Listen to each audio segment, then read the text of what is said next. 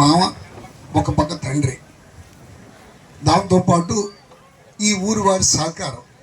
ఆయన ప్రతిఫలం ఒకటి మాత్రం నిజం, ఎలక్షన్ అయిపోయిన తర్వాత ప్రతి మనిషితోనూ ఎలక్షన్ మర్చిపోయి ఎలక్షన్ కాదనుకుని మన మనుషులు అనుకుని పనిచేసే సర్పంచ్, ఎంపీటీసీ ఎవరన్నా ఉన్నారంటే అది బాబాయే.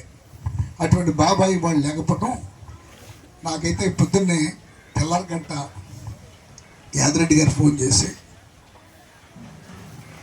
మన కుడి భుజం పడిపోయిందండి, ఆయన ఇట్లా చనిపోయాడు, చాలా బాధగా ఉందని చెప్పాడు. ఆ ఫోన్ అట్లా పెట్టాడో లేదో మాదరారు ఫోన్ చేశాడు, సార్ కాళ్ళు చేతులు ఆటలేదు, ఇట్లా జరిగిందంటే. ఇంతకుముందు చాలాసార్లు హాస్పిటల్కి వెళ్ళాడు, వైద్యం చేయించుకున్నాడు, బాగానే వచ్చాడు. అయినా ఎప్పుడు నిబ్బరంగానే ఉండే మనిషి, కోపం తెచ్చుకునే మనిషి కాదు.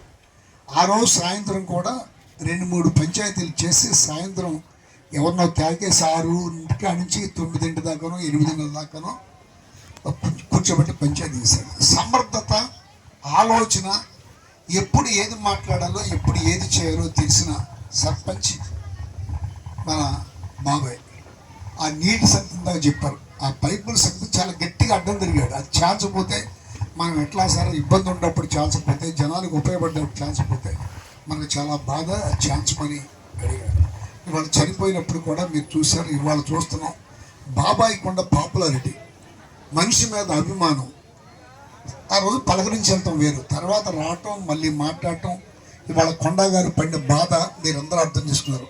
ఖచ్చితంగా వైఎస్ఆర్సీపీ కుటుంబ సభ్యులు, నాయకులు, అభిమానులు పేరు పేరున ఆ ఇంటికి, ఆ పిల్లలకి, కొండా గారికి అండగా ఉండాలని, దీంట్లో ఏమాత్రం పక్షపాతం లేకుండా.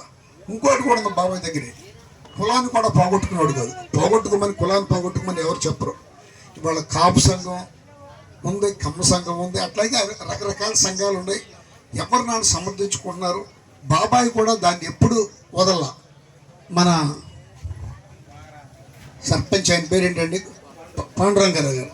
పాండురంగారావు గారి గురించి కూడా బాబాయ్ అతను వదలొద్దు, ఏదో వెళ్ళాడు అవసరం కోసం, మనం అతనితో అతను మొత్తం ఉంటాడని చెప్పి మాదరారు ఆయన చెప్తూ ఉంటాడు.